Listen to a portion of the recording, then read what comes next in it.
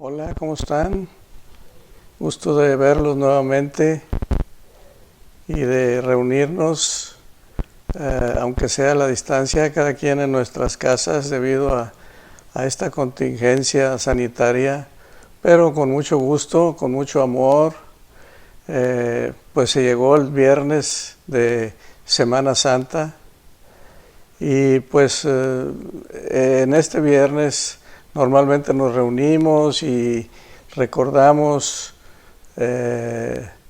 lo que sucedió ese día en la cruz y todo eso. La reunión que normalmente llamamos las 7 palabras. Y pues vamos a ver esto, este significado, este momento de que nuestro Señor Jesucristo tuvo que sufrir y llegar a la cruz. Nos hace recordar el tema que hemos estado viendo últimamente sobre la Pascua. Y así, en una forma rápida, vamos a recordar esto. La Pascua quiere decir pasar por alto. 2000 años antes de Cristo, el pueblo judío estaba esclavo en Egipto y el Señor, por medio de Moisés, lo libera, vienen las plagas, etc. Pero la última plaga, que era la muerte de los primogénitos, ahí surge la Pascua, pasar por alto. Venía el ángel destructor matando a todos los primogénitos de todas las casas, pero el Señor les dio la instrucción de sacrificar un cordero limpio, santo, sin mancha, inocente, y con la sangre de ese cordero rociar en los marcos de las puertas, la parte vertical, la parte horizontal, y el ángel de la muerte iba a pasar por alto todos los que tuvieran esa señal en su casa. Y ese es el concepto de la Pascua. Estaba pasando por alto, y claro que venía un castigo, un juicio de Dios, pues causado por un gran pecado del pueblo de Egipto. Y aún el mismo pueblo de Israel, esclavo, el que no estuviera con esa señal de la sangre del corderito, pues también le iba a llegar la muerte. Entonces, Dios le da al pueblo de Israel el mandato de celebrar de ahí en adelante para siempre la fiesta de la Pascua. Y lo celebraban el primer día sacrificando un cordero, y después venían 7 días más de lo que le llaman la fiesta de los panes y levadura. Entonces, ahora vamos a ver que el Señor Jesucristo viene siendo ese cordero limpio, santo, sin mancha, sustituto para que la muerte no nos llegue a nosotros por causa de nuestro pecado. Y vamos a ver algunas citas desde el Antiguo Testamento. En el Génesis 3:15 dice la palabra de Dios, y fíjense, desde el Génesis, en la creación, ya nos está dando una idea, y dice, le dice a la serpiente: y pondré enemistad entre ti y la mujer, y entre tu simiente y la simiente suya. Esta te herirá en la cabeza, y tú le herirás en el calcañar. O sea, ya está profetizado, fíjense, desde el primer libro de la Biblia, en el cual dice que la simiente de la mujer, que es Cristo, va a herir a la serpiente, que es Satanás, en la cabeza, aunque ella le herirá en el calcañar, o sea, en el talón. Y bueno, pues sabemos que el Señor Jesucristo fue clavado en sus pies a esa cruz. También vemos que en el Antiguo Testamento hay un sinfín de profecías que hablan que se iban a cumplir en una sola persona, en este caso en Jesús, el Mesías. Por ejemplo, dice que en Salmo 41:9 que sería traicionado por un amigo, Judas, En Zacarías 11:13 dice, 11:13 dice que sería vendido por 30 monedas de plata.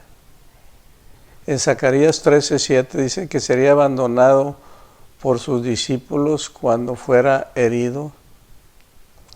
En Zacarías 12:10 dice que mirarían al que traspasaron y que ninguno de sus huesos sería roto, en Salmo 34:21.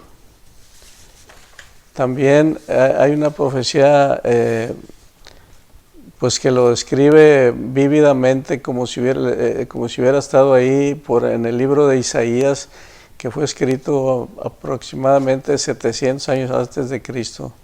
Y dice ahí en el capítulo 53, versículo del 3 al 7, hablando del Mesías, hablando en palabra profética, dice el 3: despreciado y desechado entre los hombres, varón de dolores, experimentado en quebranto, y como que escondimos de él el rostro, fue menospreciado y no lo estimamos. Ciertamente llevó él nuestras enfermedades y sufrió nuestros dolores, y nosotros le tuvimos por azotado, por herido de Dios y abatido. Mas él herido fue por nuestras rebeliones, molido por nuestros pecados. El castigo de nuestra paz fue sobre él, y por su llaga fuimos nosotros curados. Todos nosotros nos descarriamos como ovejas, cada cual se apartó por su camino, mas Jehová cargó en él el pecado de todos nosotros. Angustiado él y afligido, no abrió su boca. Como cordero fue llevado al matadero, y como oveja delante de sus trasquiladores enmudeció y no abrió su boca. Ya el Señor Jesucristo les había hablado a los discípulos y les había explicado. Vamos a ver que la palabra nos relate. Por ejemplo, en Lucas capítulo 18, del 31 al 34, dice la palabra de Dios: tomando Jesús a los 12, les dijo: he aquí subimos a Jerusalén, y se cumplirán todas las cosas escritas por los profetas acerca del Hijo del Hombre. Pues será entregado a los gentiles, y será escarnecido, y afrentado, y escupido, y después que le hayan azotado, le matarán, mas al tercer día resucitará. Pero ellos nada comprendieron de estas cosas, y esta palabra les era encubierta, y no entendían lo que se les decía. Más adelante, en el Evangelio según San Lucas, capítulo 22, del 47 al 48, dice: mientras él aún hablaba, se presentó una turba, y el que se llamaba Judas, uno de los 12, iba frente a ellos y se acercó hasta Jesús para besarle. Entonces Jesús le dijo: Judas, ¿con un beso entregas al Hijo del Hombre? Más adelante también Lucas 22, del 63 al 65, dice: y los hombres que custodiaban a Jesús se burlaban de él y le golpeaban, y vendándole los ojos le golpeaban el rostro y le preguntaban diciendo: profetiza, ¿quién es el que te golpeó? Y decían muchas cosas injuriándole. Lucas 22, 66 continúa: cuando era de día,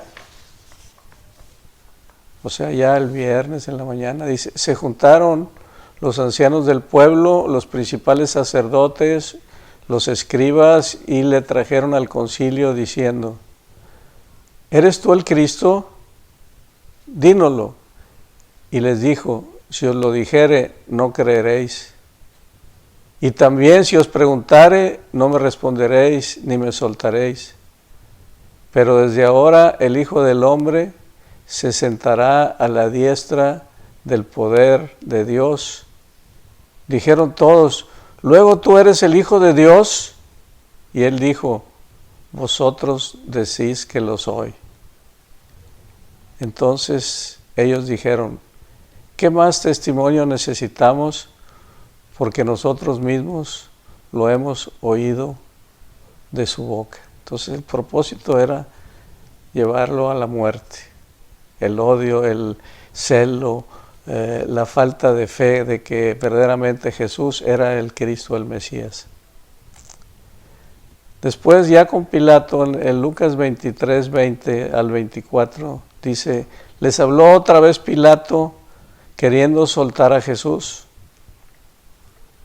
Pero ellos volvieron a dar voces diciendo, crucifícale, crucifícale. Él les dijo por tercera vez, pues qué mal ha hecho este, ningún delito digno de muerte he hallado en él. Le castigaré, pues, y le soltaré. Mas ellos estaban a grandes voces pidiendo que fuese crucificado, y las voces de ellos y los principales sacerdotes prevalecieron. Entonces Pilato sentenció que se hiciese lo que ellos pedían. Y en Lucas 23, 33 al 38, dice, y cuando llegaron al lugar llamado de la calavera, le crucificaron ahí, y a los malhechores, uno a la derecha y otro a la izquierda. Había también en él un título escrito con letras griegas, latinas y hebreas, que decía, este es el Rey de los judíos.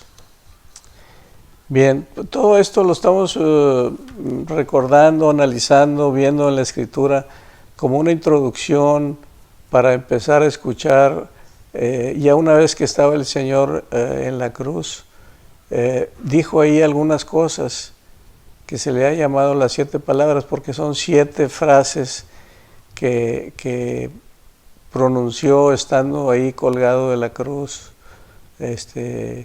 ya a punto de morir. Y es lo que vamos a ver enseguida, las 7 palabras. Entonces, vamos a prepararnos para escuchar la primera palabra.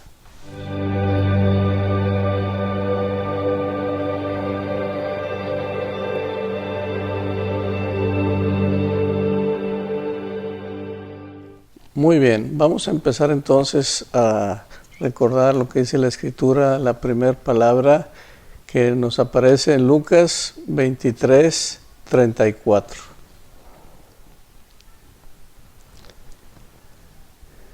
Dice, y Jesús decía, Padre, perdónalos, porque no saben lo que hacen.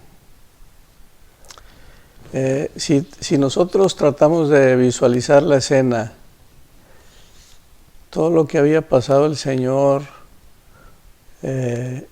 con los líderes religiosos que lo habían golpeado, luego con Herodes, luego con Pilatos, la condena, los latigazos,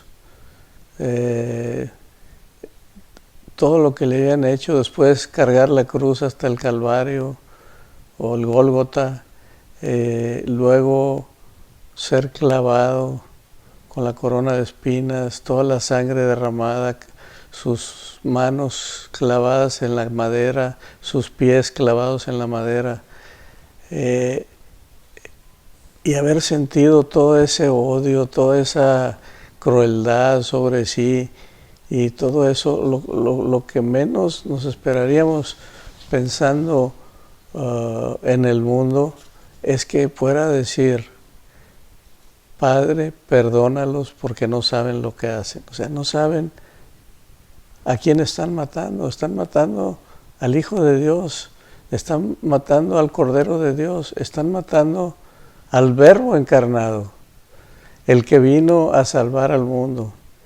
Entonces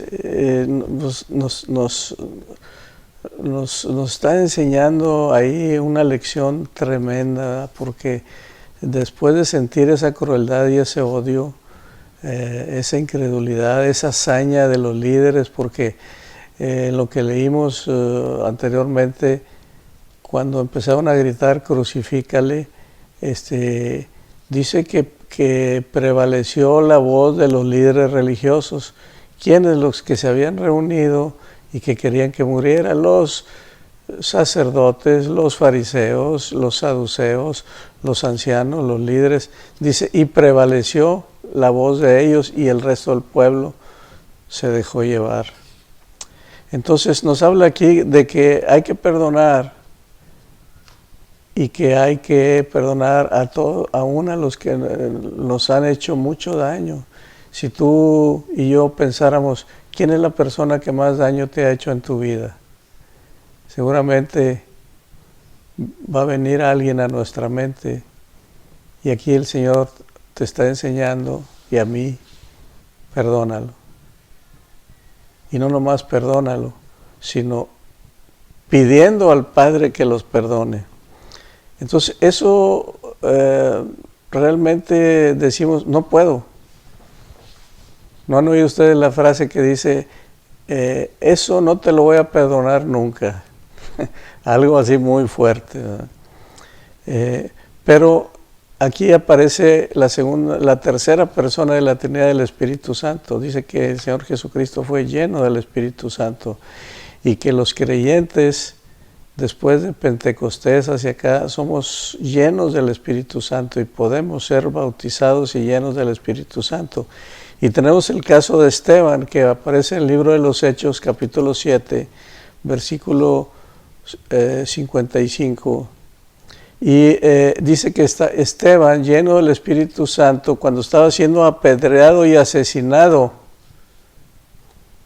igual que Jesús, dice, entre otras cosas, Señor, no les tomes en cuenta este pecado a mis agresores. Entonces, el perdón debe ser una manifestación natural en todo creyente. Él nos ha enseñado eso. De hecho, en el Sermón del Monte, una de las cosas que Él enseñó y de sus mandamientos, que está en Mateo 5, 38, 39 y luego 44 al 46. En el 38 y 39 dice, oíste que fue dicho ojo por ojo y diente por diente, o sea, la venganza. Pero yo os digo, no resistáis al que es malo, antes a cualquiera que te hiriere en la mejilla derecha, vuélvele también la otra. Y en el versículo 44 al 46 dice, pero yo os digo, amad a vuestros enemigos, bendecid a los que os maldicen, haced bien a los que aborrecen, y orad por los que os ultrajan y os persiguen, para que seáis hijos de vuestro Padre que está en los cielos, que hace salir el sol sobre malos y buenos, y que hace llover sobre justos e injustos.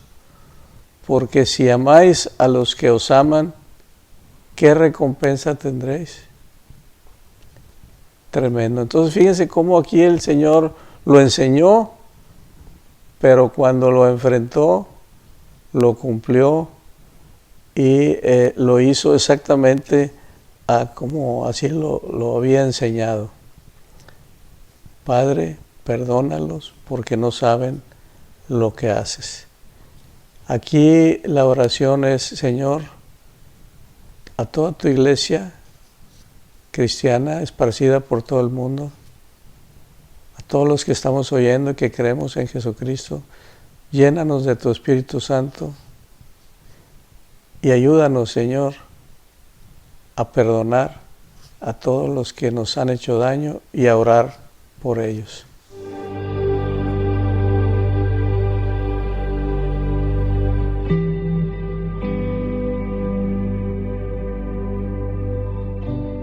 Bien, la segunda palabra que pronunció nuestro Señor Jesucristo en la cruz la encontramos en el libro de Lucas, capítulo 23, versículo 43.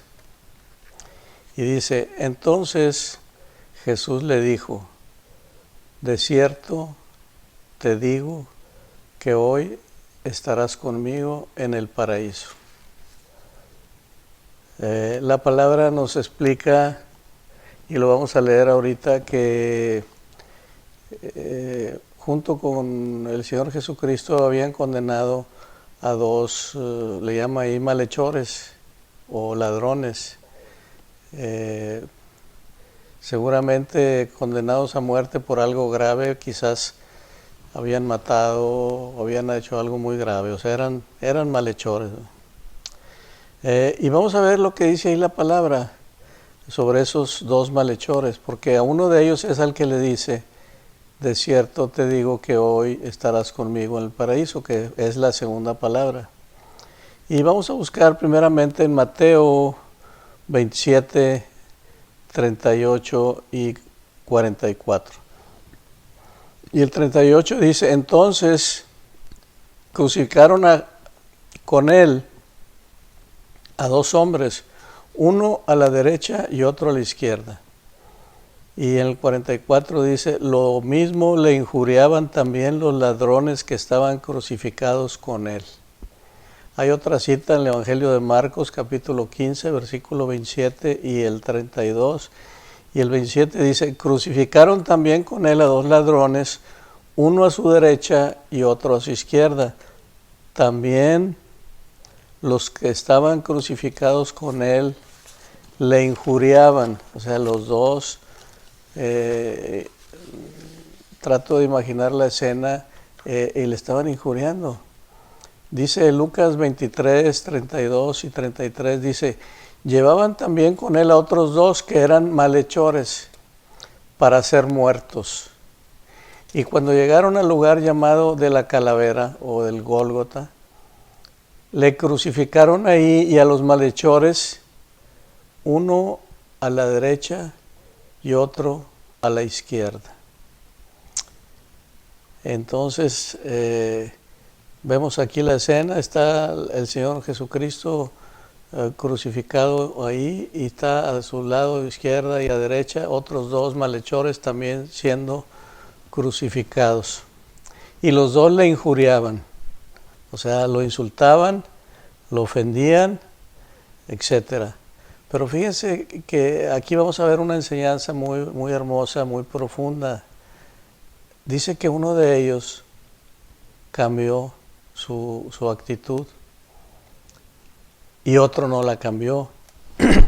Porque en Lucas 23, 39 dice, y uno de los malhechores que estaba colgado le injuriaba diciendo, o sea, uno de los malhechores, ¿y qué le decía? Si tú eres el Cristo, sálvate a ti mismo y sálvanos a nosotros. O sea, ahí la primera duda está en sus propias palabras. Si tú eres el Cristo, recordemos que los judíos, todos los judíos creían en el Cristo, que quiere decir el Mesías. Lo que no creían era que ese Jesús que estaban crucificando era el Mesías. Y entonces le dice, si tú eres el Mesías, si tú eres el Cristo, pues sálvate a ti y sálvame a mí también. Pero su fe no le alcanzó para creer que era. Y dice que el otro malhechor, y fíjense aquí la diferencia. Dice, respondiendo el otro, le reprendió al que había injuriado a Cristo y le había dicho, si tú eres el Cristo, sálvate. Dice, le reprendió diciendo, ¿ni aún temes tú a Dios estando en la misma condenación? O sea, estabas ya a punto de morir, completamente condenado, sin solución para su vida, porque pues eran judíos y sabían muy bien lo que decía la ley. ¿Qué decía la ley? La paga del pecado es muerte, es la condenación eterna. Y luego le dice en el 41, estamos hablando capítulo 23 de Lucas, dice el 41, nosotros a la verdad justamente padecemos porque recibimos lo que merecieron nuestros hechos, mas ningún mal hecho. Y dijo a Jesús, acuérdate de mí cuando vengas en tu reino. Entonces vemos aquí ese cambio tan tremendo en uno de los malhechores. Lo primero que hace es que pide misericordia. Lo segundo, tuvo temor de Dios porque reconoce sus pecados cuando dice nosotros. Sí, es correcto que estemos aquí por nuestros pecados. Luego hace una declaración de fe porque le pide a Jesús que públicamente que se acuerde de él cuando esté en su reino. O sea, está reconociendo que es rey y que hay un reino y que la muerte física no es el final. O sea, espera o la salvación o espera la condenación eterna cuando le dice cuando vengas en tu reino. Entonces aquí nos da mucha enseñanza y la realidad es que el Señor le responde: de cierto te digo que hoy estarás conmigo en el paraíso. O sea, el malhechor arrepentido reconoció ahí todo lo necesario para recibir la salvación, creer que Jesús es el Cristo, creer que hay una condenación sobre nosotros y que Él pagó nuestros pecados y que eso que Él está pagando nos salva a nosotros y que Él es el Rey de ese reino. Aquí la idea es que en esos dos ladrones está representada toda la humanidad y la pregunta es para ti y para mí: ¿tú en cuál grupo estás?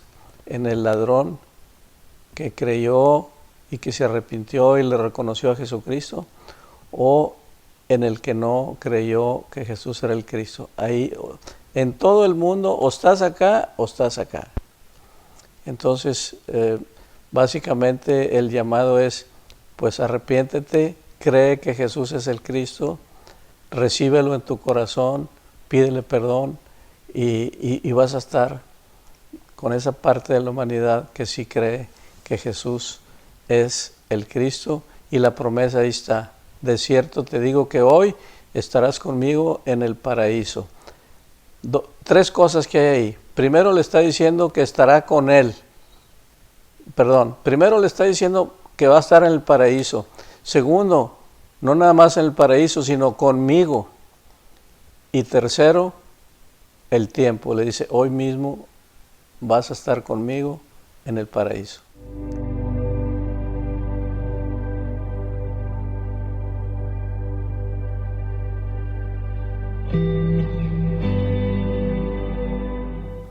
Tercera palabra, Juan 19 del 26 al 27. Estando el Señor Jesucristo en la cruz, dice el 26, cuando vio Jesús a su madre y al discípulo que él amaba, o sea, el apóstol Juan, que estaba presente, dijo a su madre: mujer, he ahí tu hijo. 27. Después dijo el discípulo: he ahí tu madre. Y desde aquella hora el discípulo la recibió en su casa. Aquí pues vemos a un Jesús responsable, un Jesús humano preocupado por el cuidado de su madre. Sabemos que la costumbre judía, la cultura judía, el hijo mayor, el primogénito, era el que se hacía cargo de su madre cuando fallaba el padre. Aquí no sabemos si para entonces vivía o no José, el esposo de María, pero por lo que se ve, aparentemente ya no vivía. Entonces el Señor Jesucristo demuestra su amor y su sentido de responsabilidad hacia su madre, encomendándola a Juan, que era su mejor amigo y además era su discípulo. Aquí nos extraña un poco cómo es que el Señor a su madre no le decía madre, le decía mujer. Mujer, he ahí a tu hijo. Y lo habíamos visto, hay varios pasajes donde así le llamaba, por ejemplo, cuando las bodas de Caná, y que María le dice que se había terminado el vino, y ahí en Juan capítulo 2, versículo 4, vemos una respuesta, dice, Jesús le dijo, ¿qué tienes conmigo, mujer? Aún no ha venido mi hora. Entonces, pues bueno, sería la cultura, o no sabemos exactamente, pero es así le llamaba él. Algunos quieren interpretar aquí cuando le dice al discípulo, aquí tu madre, pues le dan otro tipo de interpretaciones más universales y todo eso, pero si nos ajustamos a la hermenéutica, aquí es una palabra directa a su mejor amigo, a su discípulo, encomendándole a nada más y nada menos que a su madre, ¿verdad? Es como un regalo que le está dando a Juan, que la cuidara por el resto de su vida. De hecho, seguramente vamos a recordar lo que dice la palabra con respecto a nuestros padres. En Efesios 6:2 dice la palabra de Dios, honra a tu padre y a tu madre, que es el primer mandamiento con promesa. Entonces, pues realmente aquí, como les digo, vemos su tremendo amor y su tremendo sentido de la responsabilidad hacia su amada madre.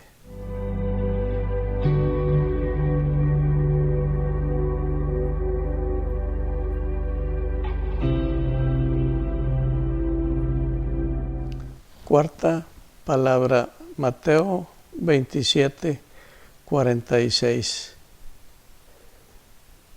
Dice así, cerca de la hora novena, Jesús clamó a gran voz diciendo, Elí, Elí, lama sabactani, esto es, Dios mío, ¿por qué me has desamparado? Y aquí pues vemos que estaba citando al salmista, y dice que clamó a gran voz diciendo, Dios mío, ¿por qué me has desamparado? Y aquí podemos observar algo muy interesante. Fíjense, cuando lo estaban dando de latigazos, no gritó. Cuando le pusieron la corona de espinas, no gritó.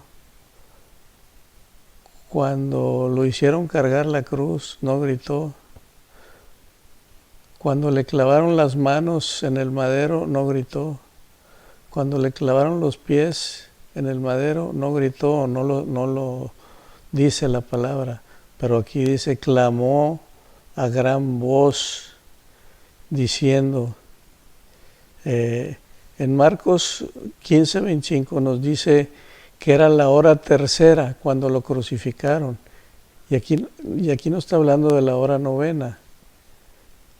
Empezaban a contar a las 6 de la mañana, entonces la hora tercera era a las 9 de la mañana cuando lo crucificaron, cuando lo clavaron. Pero dice que cuando clamó a gran voz era la hora novena, o sea, era como las 3 de la tarde. Entonces, eran 6 horas ya de estar ahí y tuvo la fuerza suficiente para gritar. Entonces, en ese momento el Señor se siente abandonado por su Padre, al grado de que ni siquiera le llama Padre, dice Dios mío, como que hay una transferencia en la humanidad de Jesucristo. Él estaba representándonos a toda la humanidad creyente ahí cuando dice Dios mío, ¿por qué me has abandonado? Está cargando el pecado de todos nosotros. Y Dios no es compatible con el pecado, el Padre no es compatible con el pecado, y en ese momento donde Él clama, donde Él grita, es el sufrimiento mayor de nuestro Señor Jesucristo fue ese, no fue los dolores físicos de la sangre, de los clavos y todo eso, aunque sí fue un tormento, pero su dolor más fuerte era ese. Por eso cuando él estaba en Getsemaní una noche antes y decía, ya llegó la hora, para eso he venido, para cargar con el pecado de toda la humanidad. Señor, si fuera posible de mí que pase esta copa, pero no se haga mi voluntad sino la tuya. Y esa es la hora de las tinieblas, esa es la hora del silencio del Padre para su Hijo. Es la hora de la fe, es la hora donde se prueba todo. Y si vemos ahí, no se oyó, como en otras ocasiones, dice, y se oyó una voz del cielo que decía, este es mi Hijo amado, en la transfiguración, en el bautizo. Unos días antes había dicho, ya llegó la hora de que el Señor me glorifique, dice, y se oyó una voz del cielo que decía, le voy a glorificar y le voy a glorificar otra vez. Entonces es ese momento tan terrible de la separación de Dios sobre el Hijo, es porque estaba cargando el pecado de toda la humanidad. Se siente abandonado. Entonces, pues, tenemos que entender eso.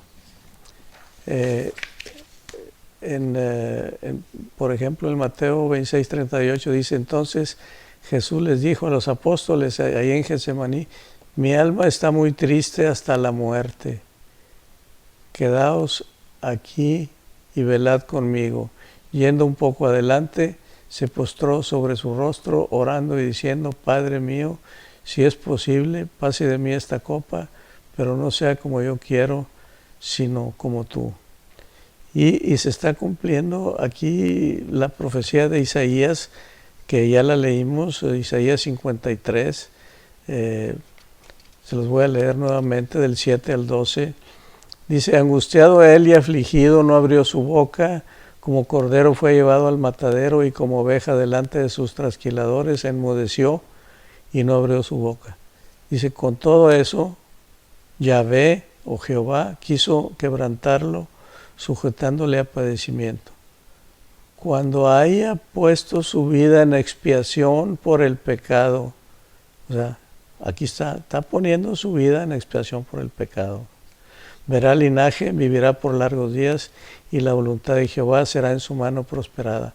Verá el fruto de la aflicción de su alma, y quedará satisfecho por su conocimiento. Justificará mi siervo justo a muchos, y llevará las iniquidades de ellos. Él está llevando las iniquidades de todos nosotros. Dice, por tanto yo le daré parte con los grandes y con los fuertes repartirá despojos, por cuanto derramó su vida hasta la muerte y fue contado con los pecadores. Ese es el momento. Y fue contado con los pecadores. Ahí es donde hubo ese instante del silencio del Padre, ese instante donde Él clama. Y clamar quiere decir gritar con todas sus fuerzas. Dios mío, ¿por qué me has abandonado?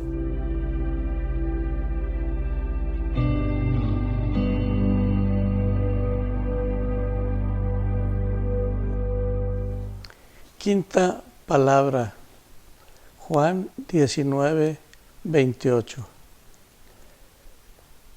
Dice así, después de esto, sabiendo Jesús que ya todo estaba consumado, dijo, para que la Escritura se cumpliese, tengo sed.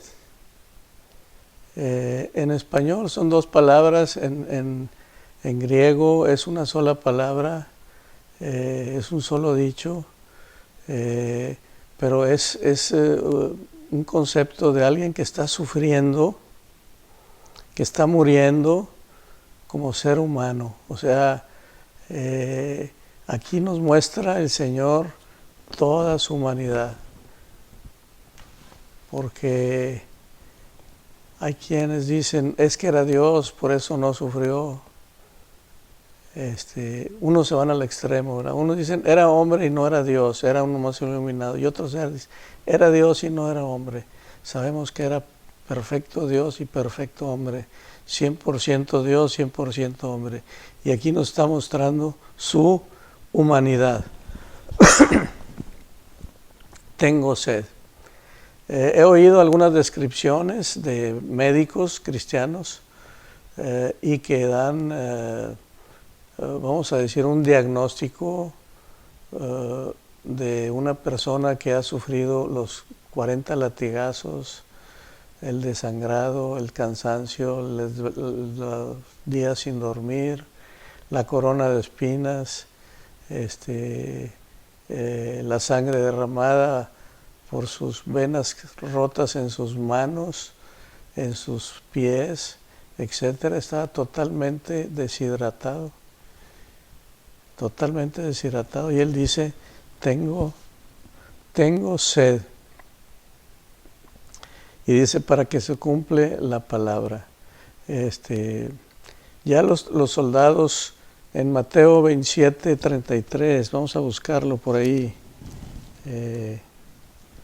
Mateo 27, 33 y 34 dice, y cuando llegaron a un lugar llamado Gólgota, que significa lugar de la calavera, le dieron de beber vinagre mezclado con hiel, pero después de haberlo probado, no quiso beberlo. Entonces, aquí tenemos un cuerpo totalmente deshidratado. También aquí, como en otras de las palabras del Señor Jesucristo, se ha tratado de interpretar que tenía sed por las almas perdidas y que no sé qué. Pero lo que nos está diciendo aquí claramente es un cuerpo totalmente agotado, totalmente deshidratado y físicamente tenía sed. Estaba cumpliendo también lo que había hecho el salmista. Dice, y en mi sed me dieron de beber vinagre, dice el Salmo 22. Entonces estaba cumpliendo eso. Y aquí lo paradójico es que el Señor estaba padeciendo sed por nosotros, por ti y por mí, para que nosotros pudiésemos beber la verdadera agua de vida. ¿Se acuerdan ese pasaje que está en Juan 4:10?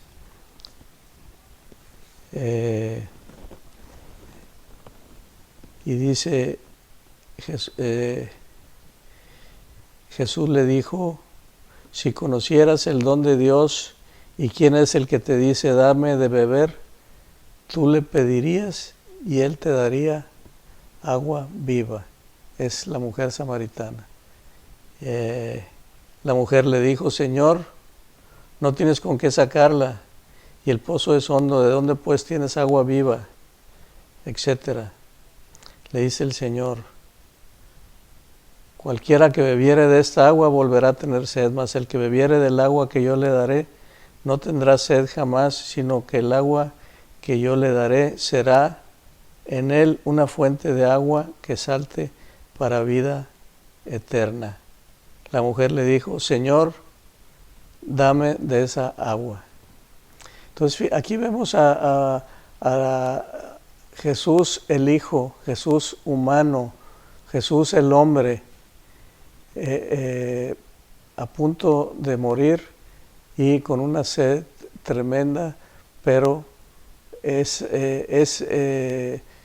sed que él tuvo logró también, aparte del perdón de nuestros pecados, que él vino a ser fuente de agua viva que brote para vida eterna.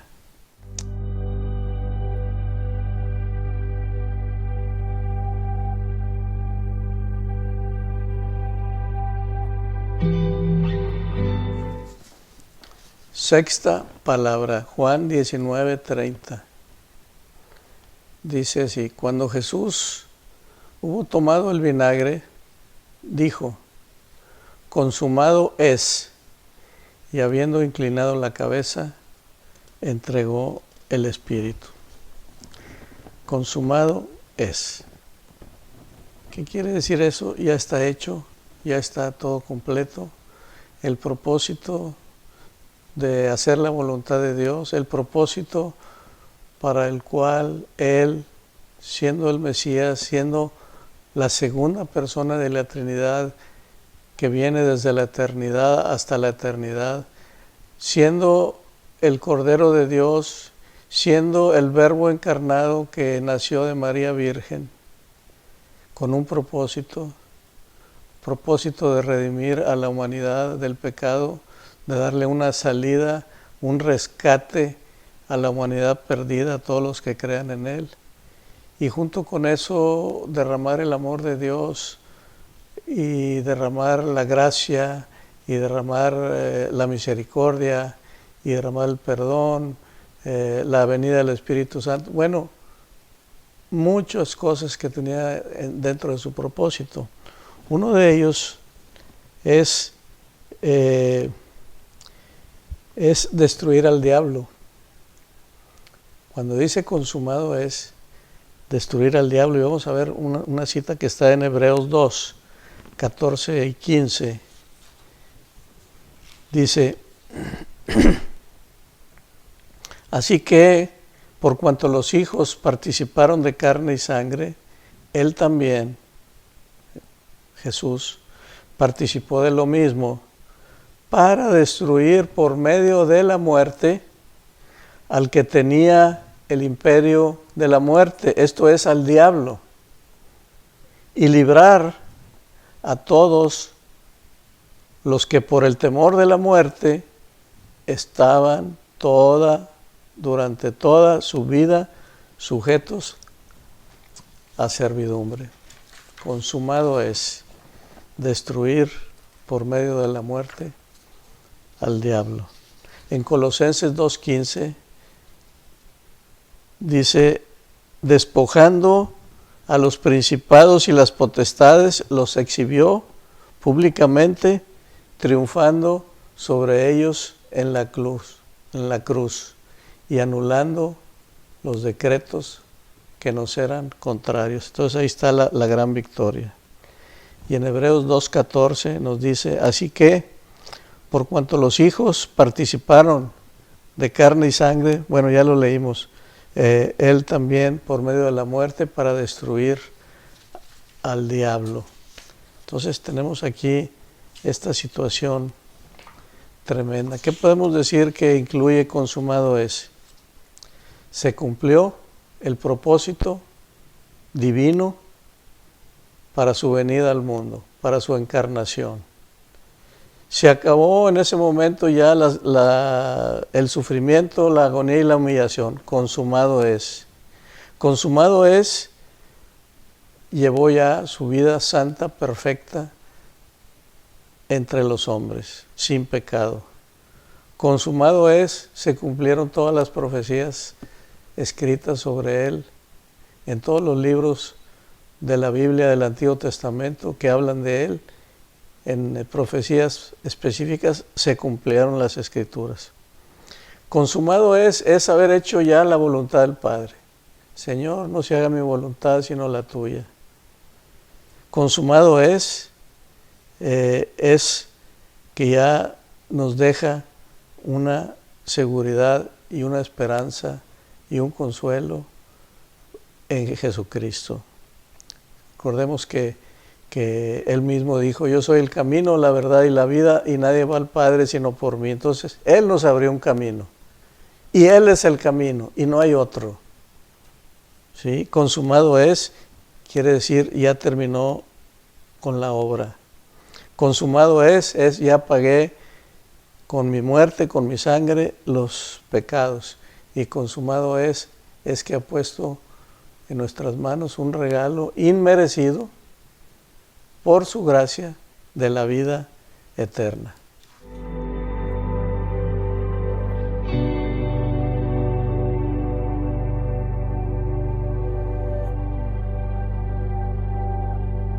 Séptima palabra. Lucas 23, 44 al 46. Cuando era como la hora sexta, hubo tinieblas sobre toda la tierra hasta la hora novena. Y el sol se oscureció y el velo del templo se rasgó por la mitad. Entonces Jesús, clamando a gran voz, dijo: Padre, en tus manos encomiendo mi espíritu. Y habiendo dicho esto, expiró. Esta es la séptima palabra. Padre, en tus manos encomiendo mi espíritu. Y me llama la atención aquí que la Biblia escribe espíritu con minúscula. No está hablando del Espíritu Santo, está hablando del espíritu humano. Todo ser humano somos espíritu, alma y cuerpo. Y Jesucristo, como humano, Jesús, entregó el espíritu. Dice: en tus manos encomiendo mi espíritu. Hizo también que se cumpliera lo que ya estaba escrito por el salmista en el Salmo 31:5, que dice: en tu mano encomiendo mi espíritu. Entonces, pues aquí es la muerte. La muerte. Y fíjense que no fue una muerte, ¿cómo podríamos decir? Es que vinieron y lo mataron, sino fue un acto de su voluntad. Él sabía que ese era el propósito de venir a vivir entre nosotros, de ser el Verbo encarnado. Él lo sabía. Él lo anunció a sus discípulos. Inclusive en el Evangelio según San Juan, capítulo 10, del 17 al 18. Fíjense cómo dice el Señor: por eso me ama el Padre, porque yo pongo mi vida para volverla a tomar. Nadie me la quita, sino que yo de mí mismo la pongo. Tengo poder para ponerla y tengo poder para volverla a tomar. Este mandamiento recibí de mi Padre. Entonces aquí vemos que fue un acto de su voluntad, y en Hebreos nos lo explica muy bien. Dice: Señor, ya no querías tú los sacrificios que ofrecían ahí en el templo, ofrendas y todo eso, todo era pura hipocresía. Dice: entonces me diste cuerpo. Es la encarnación, me diste cuerpo y vine a hacer tu voluntad. Y luego el Padre le dice: pues sí, esa es la voluntad, hay que morir, así como murió el Cordero inocente, sustituto en la Pascua, así estaba muriendo representación del Cordero.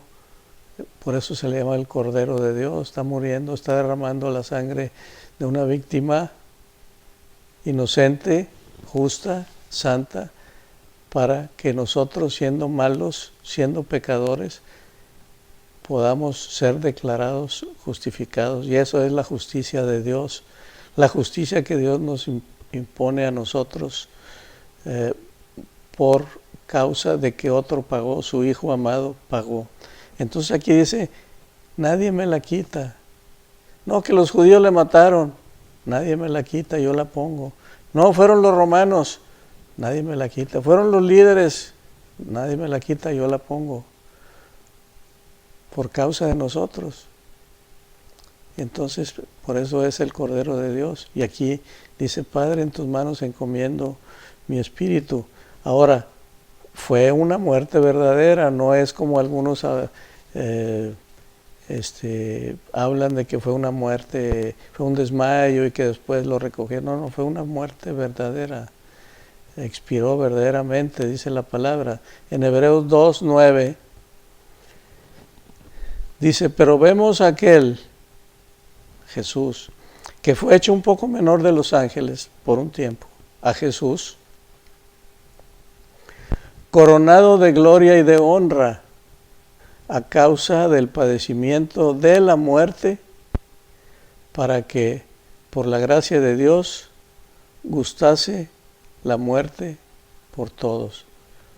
Por la gracia de Dios para nosotros los creyentes, para todo creyente, toda persona que crea que Jesús es el Cristo, que murió, que pagó, todo eso. Ahí, por la gracia de Dios, su Hijo gustó la muerte por todos nosotros. Por eso aquí en su humanidad dice: Padre, en tus manos encomiendo mi espíritu. En esta hora, después de haber analizado, escudriñado en la Biblia, en las Escrituras, las 7 palabras, ese acto glorioso de la cruz de nuestro Señor Jesucristo, que hablando desde el punto de vista bíblico, es la gran victoria de Dios sobre el pecado y sobre Satanás.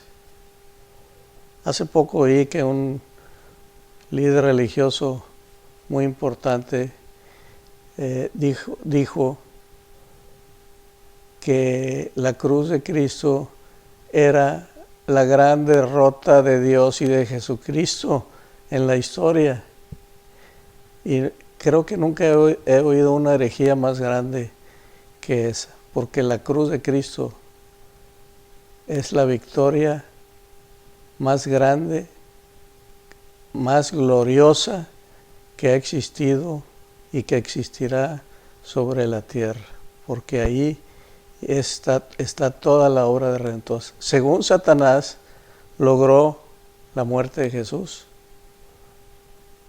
según Satanás tenía una gran victoria, pero según Dios la victoria era de Él, de Dios, de Jesús, porque ahí todo lo que vimos ahorita cuando dijo consumado es todo lo que logró para los creyentes.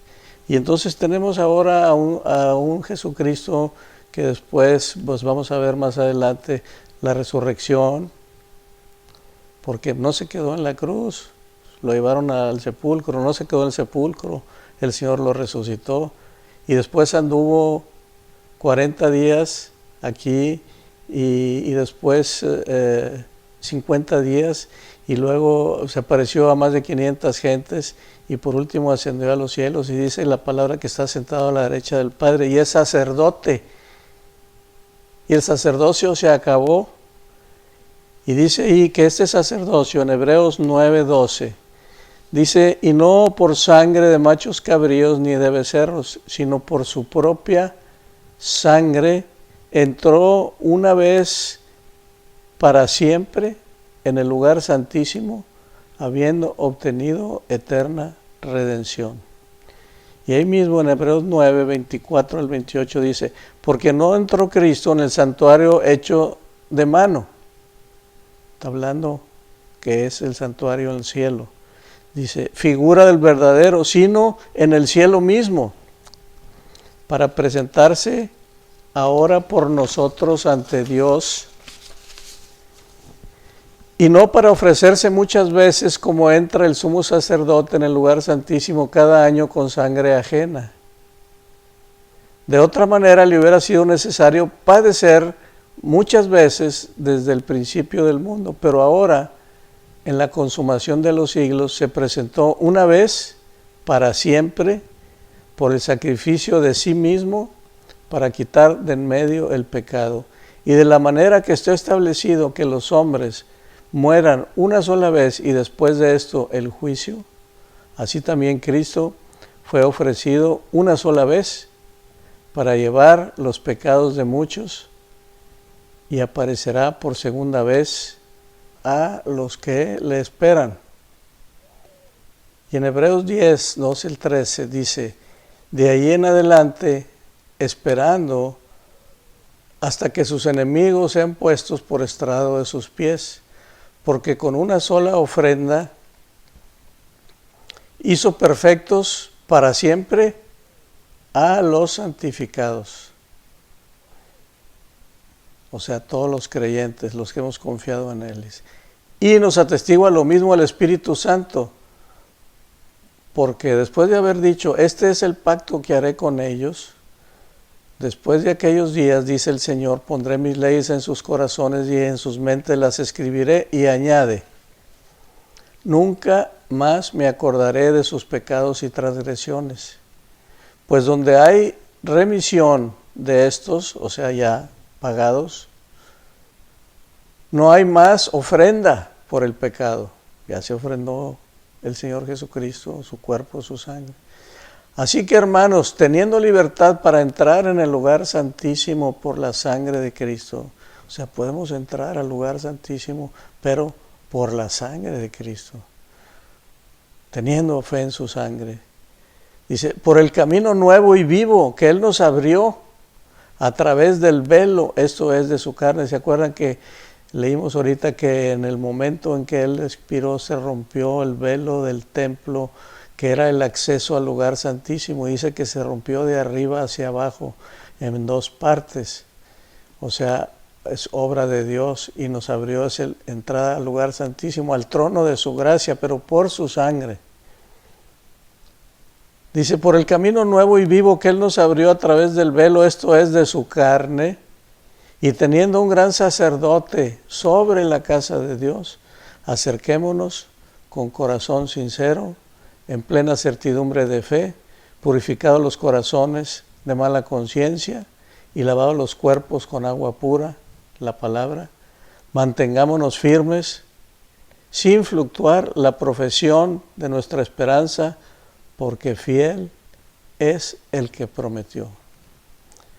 Pues aquí tenemos la importancia de la obra de nuestro Señor Jesucristo. Cualquier creyente cristiano que quiera manifestar cualquier enseñanza, cualquier doctrina, cualquier teología, y que haga a un lado la cruz de Cristo, la sangre de Cristo, o que la ponga en lugar secundario, está totalmente contrario a la revelación de la palabra, de los evangelios y de las cartas, todo el Nuevo Testamento. Bien, pues Dios les bendiga, nos vemos el domingo para celebrar la resurrección.